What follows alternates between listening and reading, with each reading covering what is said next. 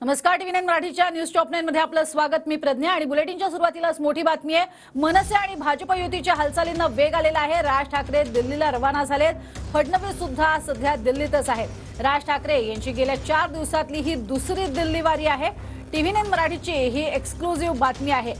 यावेळेला आपण बघतोय स्वतः राज ठाकरे तसेच त्यांचे पुत्र देखील अमित ठाकरे हे त्यांच्या सोबत होते आणि महायुतीमध्ये लवकरच मनसेची एंट्री होणार का हे पाहणं महत्त्वाचं ठरणार आहे। आणि त्या दृष्टीने सध्या राजकीय वर्तुळात हालचालींना वेग आलेला पाहायला मिळतोय।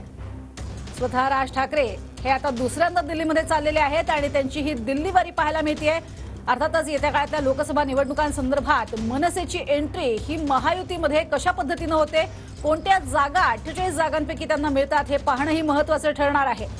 मात्र मनसे महायुतीत सामील होणार या चर्चा 2019 सारखीच लोकांच्या वतीने ती भाषण त्यांनी केली आणि एकत्रित येऊन भाजपच्या विरोधात जर आपण लढलो तर नक्कीच ते धाडसी लढणारे राज ठाकरे साहेब हे जे युवांना आवडतात ते मला सुद्धा परत एकदा त्यांच्याबद्दलची आपुलकी अजून वाढेल। दादा 2019च्या दरम्यान त्यांचा सूर वेगळा होता, मात्र आताच्या काळामध्ये वेगळा सूर आहे।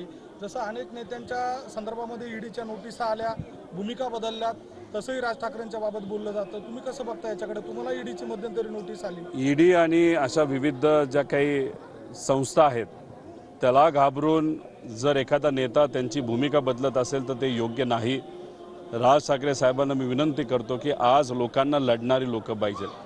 आज जो कोणी महाराष्ट्र धर्मासाठी, महाराष्ट्राच्या हितासाठी, सामान्य लोकांच्या वतीने ह्या महाशक्तीच्या विरोधात जो लढेल तो लोकांच्या मनामध्ये बसणार आहे। त्यामुळे आज लढाईची परिस्थिती असताना भाजपबरोबर न जाता आपण एकत्रित येऊन लढलं आणि ते सुद्धा महाराष्ट्राच्या बाजूने लढणं हे फार महत्त्वाचं आहे। आपण ही ऑफर राज ठाकरेंना आधी का नाही दिली? मी ऑफर देणारा कोण आहे? माझं एकच मत आहे की त्यांनी पुढाकार घेऊन चर्चा करणं पण तितकंच महत्त्वाचं आहे। नेत्यांबरोबर त्यांची चर्चा झाली नाही झाली हे मला सांगता येणार नाही। झाली असेल तर ती पुढे जायला पाहिजे होती, झाली नसेल ती अजूनही करता येईल। आज आपण नाशिकमध्ये आहेत, खरं तर नाशिकची लोकसभा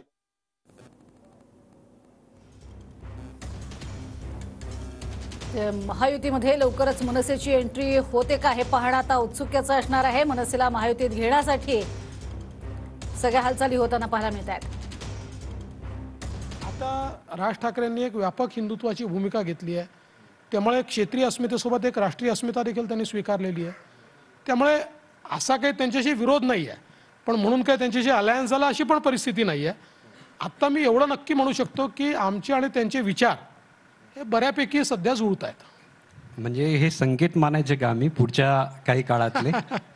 मेरे सुर मेरा तुम्हारा तो सुर बने हमारा अशी स्थिती यायची आहे। अच्छा, राज ठाकरे जी अभी हमारे एक विचारधारा वाले हैं, एक ही विचार के लोग हैं हम लोग, सभी लोग, और इसलिए निश्चित रूप से योग्य निर्णय होगा। तर राज ठाकरेंसंदर्भात केलेली ही वक्तव्य आणि ही विधानं अतिशय सूचक स्वरूपाची आहेत। टीव्ही 9 मराठीच्या विशेष कार्यक्रमामध्ये हे वक्तव्य उपमुख्यमंत्री देवेंद्र फडणवीस यांनी केलं होतं।